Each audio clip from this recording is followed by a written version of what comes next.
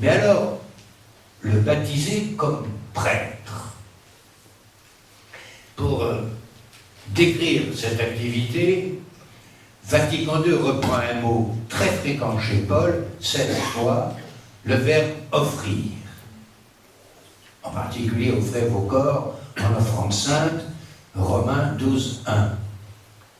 Mais offrir, c'est un sens très très précis, c'est deux mots grecs. Istémie, c'est poser, fixer, dresser. Et para, qui est la préposition avant, signifie mettre à côté ou venant d'eux. C'est donc définir l'offrande, l'offrir, comme dresser quelque chose, à commencer par sa propre vie, à côté de Dieu, à côté de quelqu'un qui l'accepte et qui le veut. Et c'est la capacité, à ce moment-là, pour les baptisés, d'édifier, d'ériger, de poser, de placer, tout ce que vous voudrez, d'instituer un monde selon le désir de Dieu. Donc, être prêtre, c'est accomplir la création. Par le terme de l'offrande, c'est-à-dire la mettre en relation, la mettre dans l'optique de ce que Dieu désire. Le deuxième mot, c'est un prophète. Bon, il a à voir avec la parole. Mais c'est le mot qui a créé le plus de soucis à cause de la distinction entre Église enseignante et Église enseignée. Alors, là aussi, n'ayons pas de théologie historique. Le Poitou, que je connais un peu, a dépassé les 50% de personnes sachant lire et écrire en 1850. On ne se rend pas compte de cela. Et les clercs, qu'il s'agisse de ceux de l'Église ou ceux de l'université, il y avait beaucoup d'histoires concrètes à ce sujet, les clercs vérifiaient et maintenaient l'instruction. Et toute une part des projets de nos pères fondateurs de l'école primaire étaient dans cette optique-là. Donc l'Église se comportait comme tout le monde. N'isolons pas l'Église enseignante de ce que pouvait être un maître en université ou un docteur de la Sorbonne. C'était le même monde, voyez Julien Benda, c'était le monde des clercs. Or aujourd'hui, l'ensemble de la population non seulement sait lire et écrire, mais se sert de son téléphone portable pour tout sauf pour téléphoner. La brave grand-mère, en trayant ses vaches, a dans sa poche un petit iPod pour discuter avec les enfants qui sont en Australie. On est dans un autre monde. Il y a beaucoup plus de laïcs ayant des titres en théologie, en écriture sainte et en droit canon, que de clercs ayant les mêmes compétences. Et par conséquent, nous ne sommes plus dans le même monde.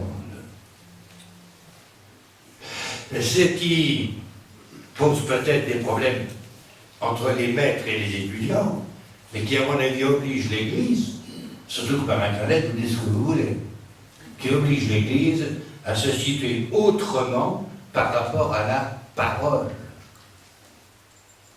Je dirais que le problème profond n'est pas la liberté de parole. Vous avez le droit de dire toutes les bêtises que vous voulez, et d'ailleurs je ne m'en prive pas. Mais le problème, c'est de mettre des paroles en accord, en correspondance les unes avec les autres. Sans ça, vous créez de la cacophonie, et la cacophonie est le contraire de la liberté de parole. Et c'est vrai dans la société, mais c'est très vrai dans l'Église. Quel est le service qui permettra à la liberté de l'un de s'accorder avec, en harmonie si possible, avec la liberté des autres? Troisièmement, roi.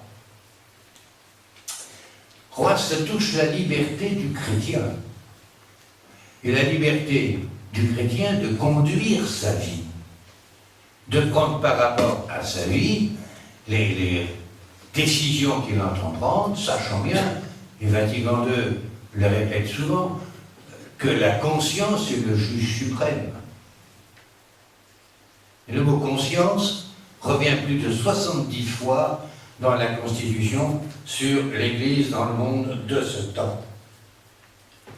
Alors, on s'aperçoit, et j'arrive à ma conclusion, qu'il nous faut redécouvrir ces assises fondamentales, ces bases, qu'on trouve dans les évangiles et dans les textes pauliniens.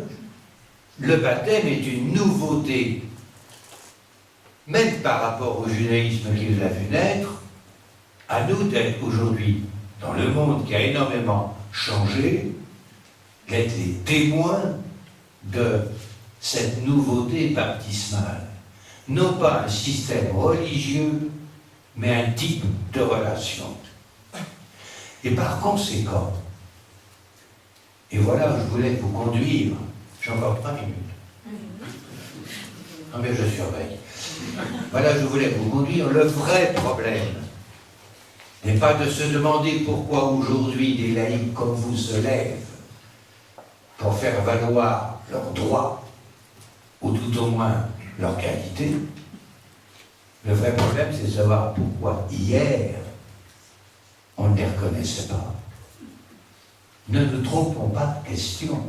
Ce qu'il nous faut expliquer, c'est pas pourquoi des laïcs demandent à vivre publiquement les conséquences de leur baptême, c'est pourquoi, mais au contraire, pourquoi hier l'Église s'était édifiée sans en tenir compte.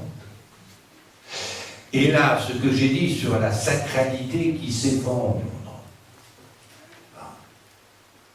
nous met dans une position d'urgence absolue. Si nous revenons à tout prix à une restauration, comme certains en rêvent, nous allons faire du folklore religieux et nous allons intensifier la crédulité. Mais pour l'annonce de la foi, en partageant la vie des hommes de ce temps, nous allons prendre un retard croissant. Or, ce modèle de s'appuyer sur le baptême, il fonctionne. Et il fonctionne avec des très petites gens. Le sens de l'Église n'est pas une option au baccalauréat. Il fonctionne avec des gens extrêmement simples. Mais je vous garantis que ça donne une vigueur ecclésiale, une confiance dans notre avenir qui est absolument au niveau de l'espérance que Dieu a mis en nous baptisant. Je vous remercie.